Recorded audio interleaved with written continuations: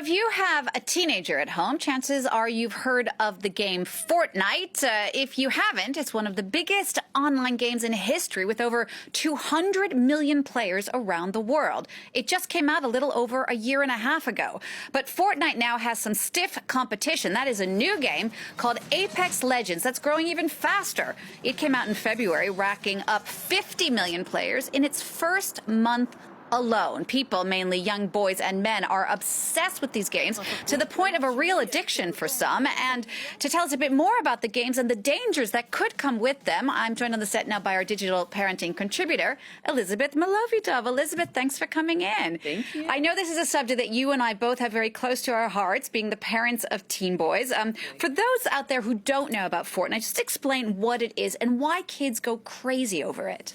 Exactly. Well, Fortnite is a lot of fun. It has fan culture. It has all of the dances. It is a online shooter game, and it is multiplayer. It's kind of cartoon images. Yes, there's a bit of violence, but it's nothing too graphic or too bloody.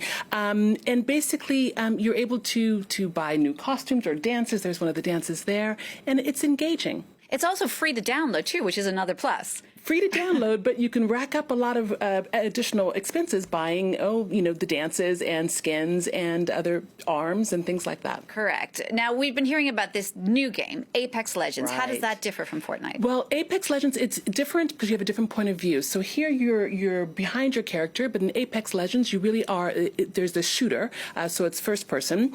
Apex Legends, you can't play it alone. You play with 3 people, and unlike Fortnite, where you can play a duo or in squads, or even you can go on the playground. I would also say that in Apex Legends, there's really no building, but in Fortnite, you can build different things, kind of like Minecraft beasts, if I may. I think that Apex Legends is really more for older children and young adults.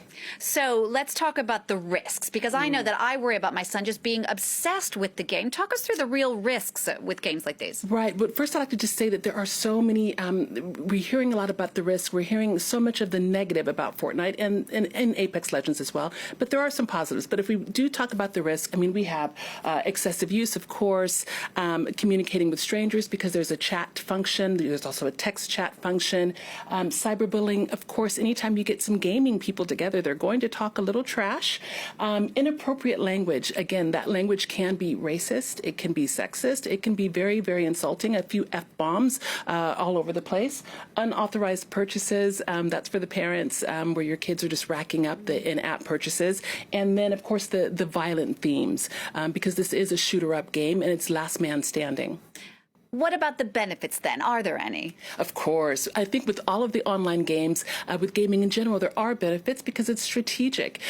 Here we have strategic thinking and team playing. There's inclusion and community. So these kids are all talking about the same thing. Interaction with other children. So there's this whole social aspect and this gaming, learning social skills. Independent space from parents, I think that's very important because they're on their own. So they're able to negotiate conflict, figure things out, decide who they want to be by picking that costume and carrying on in the game. What else was there? Oh, problem solving and collaboration, of course. This is the best part, I think, because of the strategy. They have to have there's a problem, they have to solve it together, they have to think, they have to speak with the others. Okay, that's slightly reassuring, so not all bad. There are some good things, exactly. And yet, getting back to this obsessiveness, this desire to always play, talk us through some strategies for the parents out there who have kids who are obsessed with these games. Yeah, I think that what's interesting about this obsessive part is that we see as well that there are children who are talking about the game when they're not even playing. They're really thinking and taking it a bit too far. So I think that for all digital parents, of course, I say this all the time about playing with your children, and I think this is an important occasion for bystander training, where you can actually teach your child what to do if something happens in a game. If something happens that's inappropriate, you can give them the tools that they need.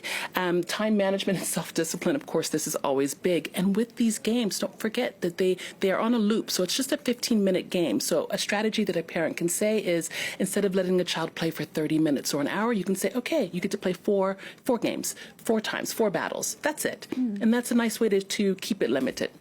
What else do you have? Friend requests, of course, from known people in your class, so that way we can have them playing with people that they know. For younger children, of course, the parental controls, and to get rid of the chat function. They don't need to speak with strangers and otherwise people that they don't know. I would also tell parents to check their bank statements, just because you need to know what's going on, and to make sure that your child knows how to report if something does happen.